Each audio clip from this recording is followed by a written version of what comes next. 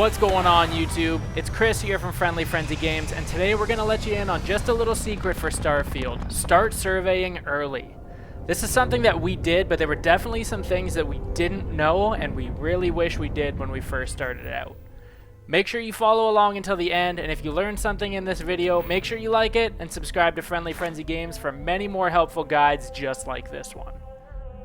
So a quick tip before getting started surveying, this is going to be especially helpful at earlier levels, would be to have a skill point or two invested into surveying under the research skill tree. Now this definitely isn't necessary, but it will help your scanner gain additional zoom range. This is going to make it quicker and easier to scan plants and animals from further away. This is obviously also going to help better keep you out of danger from the more hostile creatures that can kind of gang up on you and hit pretty hard. Now to start surveying, from your star map, we would suggest picking a point of interest on the planet to start from if that's possible. This is going to help you get a lay of the land, and it serves as a really good starting point for collecting data.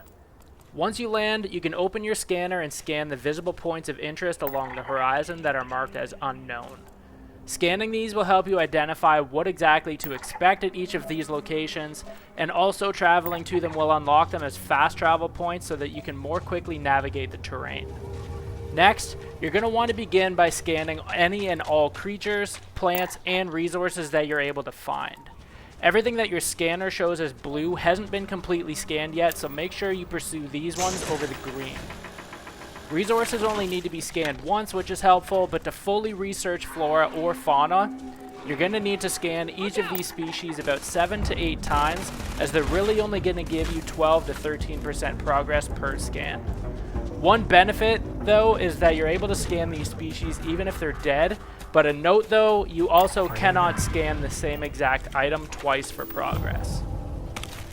Now, as we mentioned quickly before, once you've 100% scanned a subject, it'll be tallied on your survey progress and will show up green on your scanner for future reference.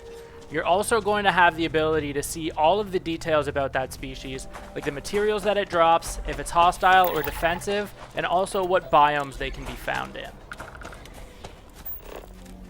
Surveying is a great way in the early game to find rare crafting resources like cobalt, but it's also really good for finding crafting ingredients from creatures. It's also an awesome experience boost as you're going to earn points for exploring, scanning, and killing creatures.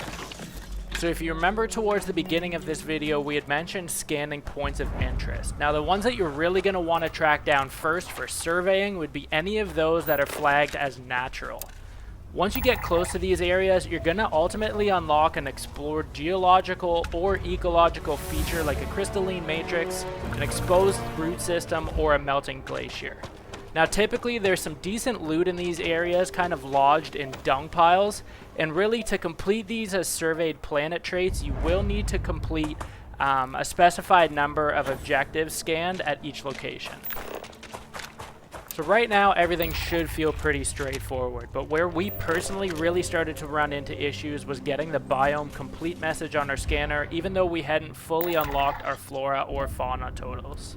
Now what's important to know is that each planet is very likely to have multiple different biomes where you're going to find some of the same creatures that you've been scanning, but more importantly, this is where you're going to find the different ones that you're still missing. A starter planet, I believe, like Jemison, had 2 or 3 biomes, whereas in this example here, we are on Akila and it has about 5 or 6.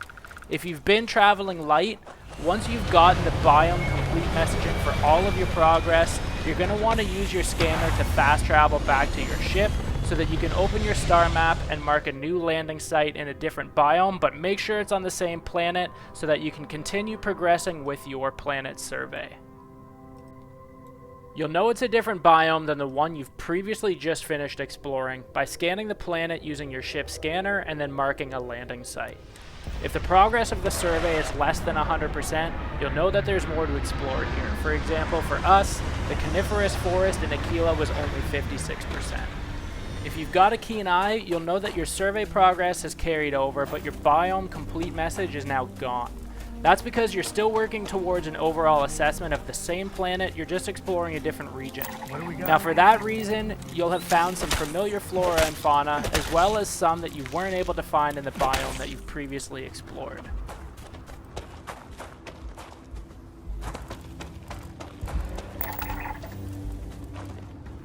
So again, as we previously mentioned, you may still need to seek a few new biomes to completely finish your progress. We needed to head to 4 different biomes to complete our Akila progress, so don't get discouraged because it is working. Now before we show you where to take the survey data to get the most credits, here's a quick tidbit of info for surveying Akila specifically. You're going to need to head to the coast in either savanna or coniferous forest.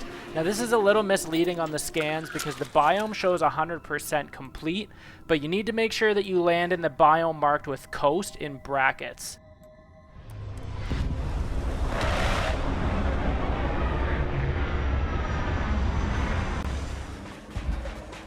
Once you've landed here, make sure that you're running towards the water and you will find what may be your last fauna that you are looking for.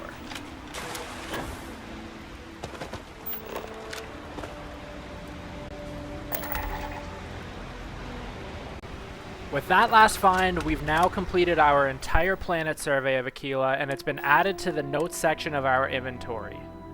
Really, you can sell this item anywhere, but to get the biggest bang for your buck, you are going to want to head to the Alpha Centauri system and meet with Vladimir at the Eye. This is done by docking your ship.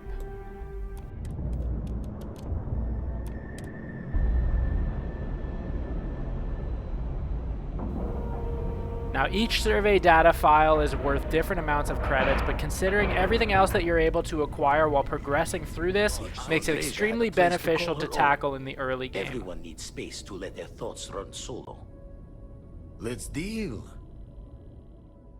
We really hope that this short guide helped you learn some of the ropes for surveying in Starfield. If it did, make sure you give the video a like, subscribe to Friendly Frenzy Games on YouTube, drop any questions or comments that you might have for us in the comment section of this video, and we will see you all in our next one.